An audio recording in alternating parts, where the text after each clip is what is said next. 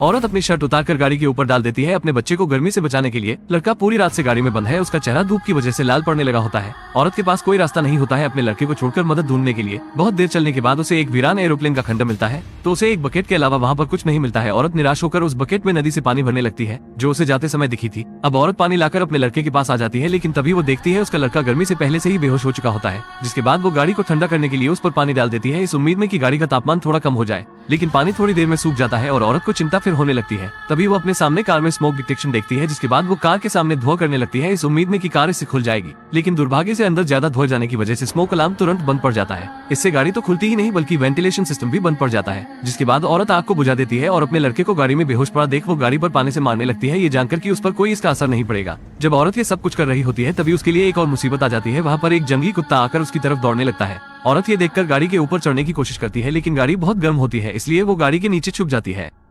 गाड़ी में बैठे छोटे लड़के ने गलती से कार के एंटी थेफ्ट सिस्टम को ऑन कर दिया, जिसके बाद गाड़ी प्रोटेक्शन में चली गई और सारे गेट ऑटोमेटिकली बंद होने लगे। माँ जो बाहर थी वो ये देखकर डर गई और उसने जाकर विंडो को एक लकड़ी की मदद से रोकने की सोची, लेकिन लकड़ी उसी में कटकर अंदर गिर गई। जिसके बाद दरवाजे खोलने की सोची, लेकिन दरवाजे पहले से ही बंद हो चुके थे जो सिर्फ अंदर मोबाइल से ही खोल सकते हैं। अब वो अपने बच्चे को सिस्टम को फोन से अनलॉक करने के लिए कहने लगती है, लेकिन बच्चा कुछ समझ ही नहीं पा रहा था, इसलिए वो उस पर चिल्लाने लगी। बच्चा डर के मारे फोन नीचे फेंक देता है, जिससे देखकर औरत और भी चिंतित हो जाती है और वहाँ पर खड़े होकर चिल्लाने लगती है, लेकिन इसका कोई फायदा नहीं होता क्योंकि वहाँ पर दूर दूर तक कोई नहीं होता है। जिसके बाद वो एक पत्थर लेकर गाड़ी के शीशे को तोड़ने की कोशिश करने लगती है। ये देखकर लड़का बहुत घबरा जाता है और रोने लगता है। इधर शीशे पर भी कोई असर नहीं पड़ता है। जिसके बाद औरत अपने बच्चे को छुपा देती है। फिर वो नजदीक के एक सब स्टेशन पर मदद मांगने चली जाती है, लेकिन वहाँ पर ताला लगा होता है, इसलिए वो चुपके से अंदर घुस जाती है। फिर वो वहाँ पर आकर सामान को देखने लगती है। थोड़ी देर ढूंढने के बाद उसे एक टॉर्च और एक पाना मिल जाता है, जिसके बाद वो पाने को लाकर गाड़ी के आगे वाले शीशे को तोड़ने लगती है। लेकिन बहुत देर कोशिश करने के बाद भी शीशा टूटने का नाम नहीं लेता है, इसलिए वो गाड़ी पर लेटकर सोने लगती है, ये सोचकर कि अगले दिन शायद कुछ चमत्कार हो जाए। लेकिन उसे नहीं पता है कि अगले दिन उसके लिए और भी परेशानी आने वाली है।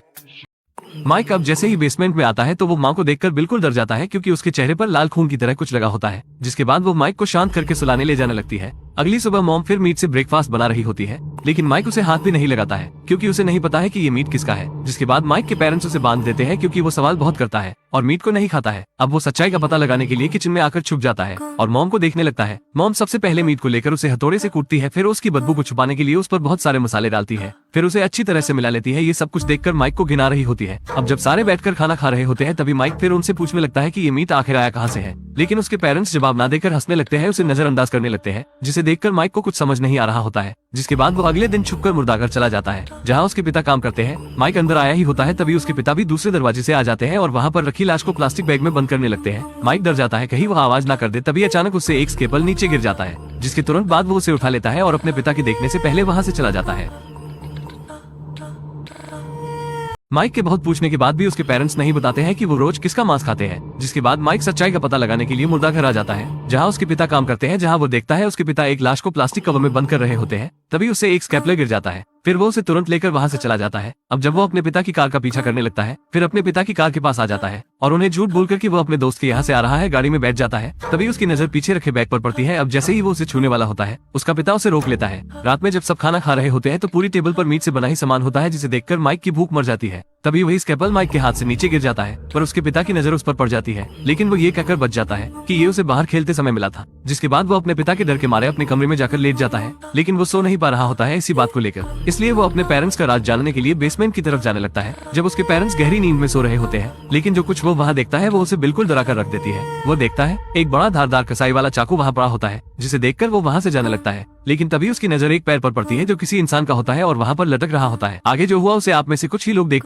माइक जब बेसमेंट में आता है तो उसे धारदार कसाई वाला चाकू मिलता है, जिससे वो डरकर वहाँ से जाने लगता है। तभी उसकी नजर वहाँ पर लटक रही लाश पर पड़ती है। अब वो बहुत डर जाता है और अपने कमरे में आ जाता है, लेकिन उसका पिता वही बैठकर उसका इंतजार कर रहा होता है। लेकिन माइक ये बहाना बनाकर बच जाता है कि वो स्नैक खाने गया था। अगली सुबह जब माइक उठता है तो वो स्कूल जाकर अपनी टीचर को बुला लाता है। जिसके बाद जब वो बेसमेंट में आके देखते हैं तो उन्हें कुछ नहीं मिलता है, क्योंकि उसके पेरेंट्स ने वहाँ सब कुछ साफ कर दिया होता है। अब जब टीचर जाने लगती है तभी अचानक ऊपर से एक लाश नीचे गिर जाती है। टीचर डरकर बड़ी तेजी से चिल्लाने लगती है। अब दोनों वहाँ से जाने ही वाले होते हैं, तभी उसका पिता हॉकी लेकर टीचर के मार देता है और उसे नीचे जमीन पर गिरा देता है। जिसके बाद वो माइक को रस्सी से बांध देते हैं। आखिरकार माइक ने उनके राज से पर्दा हटा ही दिया। जिसके बाद पिता माइक को सब सच बता देता है कि वो जो रोज खाते थे वो इंसानों का मांस होता था। जिसके बाद पिता माइक को जबरदस्ती मीट को खिलाने लगता है। माइक के पास कोई रास्ता नहीं बचता है खाने के अलावा। तभी माइक चाकू उठाकर अपने पिता के मार देता है। गुस्सा होकर पिता माइक को जान से मारने वाला ही होता है। तभी माइक की माँ उसे रोक लेती है, क्योंकि वो माइक से बहुत प्यार करती है। अब पेरेंट्स आपस में लड़ने लगते हैं, जिससे वो एक दूसरे के चाकू मार देते हैं और अपना चैप्टर क्लोज कर लेते हैं। आखिरकार माइक मीट से मुक्त हो जाता है और अपनी दादी के पास रहने लगता है।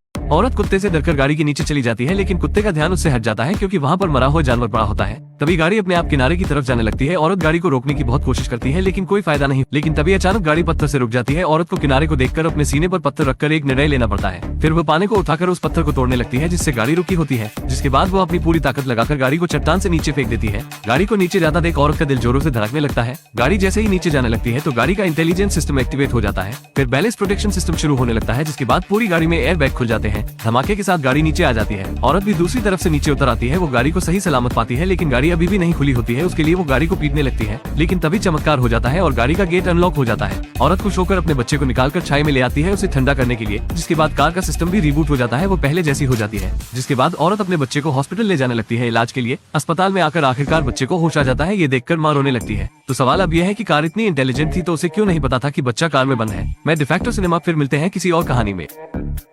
ये परिवार रोज मीट खाता है, लेकिन मॉम डैड कभी भी बाजार नहीं जाते हैं मीट को खरीदने के लिए। इसलिए लड़के को अपने माता पिता पर शक होने लगता है। अब एक दिन वो अपने पिता से पूछ लेता है, आखिर ये मीट आप लाते कहाँ से हो। लेकिन उसका पिता इस पर कुछ नहीं बोलता है। जब से वो नए घर आए हैं तब से लड़के के पेरेंट्स उसे रात 7 बजे से पहले सुला देते हैं। ऐसा लगता है जैसे उसके पिता के कुछ राज है जो वो लड़के को नहीं बताना चाहता है। इस राज को जानने के लिए लड़का आधी रात में अपने कमरे से चुपचाप निकल जाता है। बाहर आकर वो देखता है उसके पेरेंट्स अजीब सा स्नैक खा रहे होते हैं, और इससे भी अजीब ये बात होती है कि वो खाते समय अजीब तरह से मुस्कुरा रहे होते हैं। लड़का डर के मारे कपकपाने लगता है, जिसके बाद वो डर कर अपने बिस्तर पर लेट जाता है। तभी पूरा कमरा लाल खून से भर जाता है, लेकिन वो एक सपना होता है। अब अगले दिन जब लड़का अपने क्लास में बैठा होता है तो टीचर सारे बच्चों को अपने पेरेंट्स का स्केच बनाने के लिए कहती है। अब जब टीचर माइक की ड्राइंग दिखती है तो वो डर जाती है और माइक की मॉम को कॉल करके स्कूल बुला लेती है। अब जब प्रिंसिपल उसे समझा रही होती है तो वो उनकी बातों पर ध्यान ही नहीं देती है। जिसके बाद माइक को यकीन हो जाता है कि वो उससे कुछ छिपा रहे हैं। अब रात में माइक हिम्मत करके बेसमेंट में जाने लगता है, जहाँ उसके पेरेंट्स अक्सर काम करते रहते हैं। अब जो वो चीज देखता है वो उसे डरा के रख देती है। वो देखता है उसके मॉम के चेहरे पर लाल रंग लगा होता है। जिसके बाद उसकी मॉम उसे शांत करती है और उसे सुलाने ले जाने वो कचरा ले जा रहे हैं ऐसा कहकर वो बच जाते हैं और फिर पैसा लेकर निकल जाते हैं।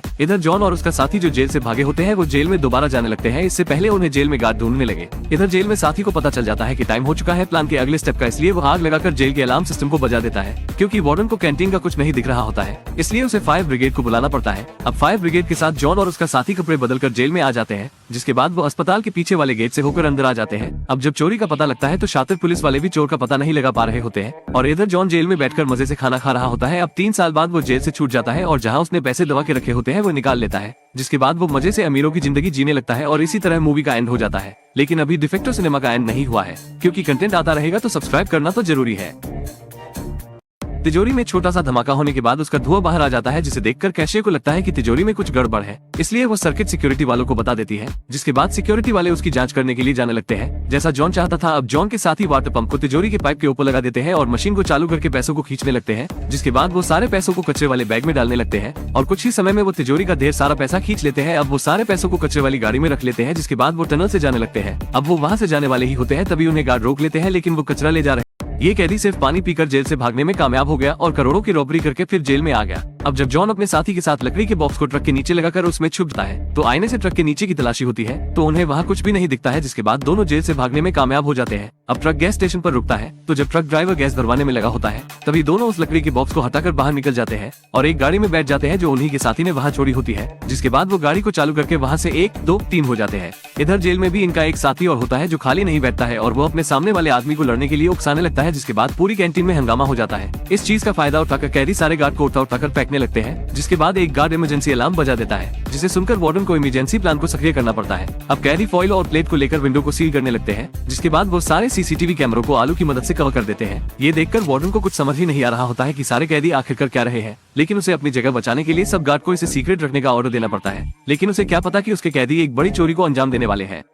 कैदी पानी की मदद से जेल से भागने में कामयाब हो गया, फिर करोड़ों की चोरी करके जेल में फिर आ गया। अब जॉन के साथ ही कुछ कॉकरोच लेते हैं, क्योंकि उनके बिना चोरी को अंजाम नहीं दिया जा सकता है। वो हजारों कॉकरोच अलग अलग कलर के ले लेते हैं। जिसके बाद वो सुपरमार्केट से एक फावड़ा और कुछ वाटर पंप ले आते हैं। जब सारी तैयारी हो जाती है अब वो केक की दुकान पर आकर एक केक को खरीद लेते हैं, क्योंकि यह प्लान का सबसे अहम हिस्सा होता है। जिसके बाद वो केक को ले जाकर तिजोरी मैनेजर को दे देते हैं, क्योंकि वो 30 साल से कुंवारी कन्या होती है। जिसके बाद तिजोरी मैनेजर सारे कर्मचारियों को बुलाकर केक को खिलाने लगती है। तभी एक लड़की आकर उसे तिजोरी से बाहर आने के लिए कहती है, क्योंकि बाहर खड़ी उसकी नई नवेली कार को किसी ने ठोक दिया होता है। बाहर खड़े 2 पुलिस वाले भी चोर होते हैं जो पुलिस की वर्दी में आए होते हैं। अब वो दोनों मैनेजर को अपनी बातों में उलझाए रखते हैं, क्योंकि जब तिजोरी मैनेजर तिजोरी के पास आती है तो वो बंद हो चुका होता है और उसका बचा हुआ केक भी उसी के अंदर बंद हो जाता है। जब रात होती है तो दो चोर वर्कर के ड्रेस में आ जाते हैं और वो टनल में जाने लगते हैं जिसमें काम चल रहा होता है और जो तिजोरी के पास होती है। अब वो ट्रांसपोर्ट पाइप को निकालकर उसमें सारे कॉकरोच को डाल देते हैं। अब अगले दिन जब वॉल्ट खुलता है तो वॉल्ट मैनेजर डर जाती है क्योंकि उसके बचे हुए केक को कॉकरोच मिलकर खत्म कर रहे होते हैं।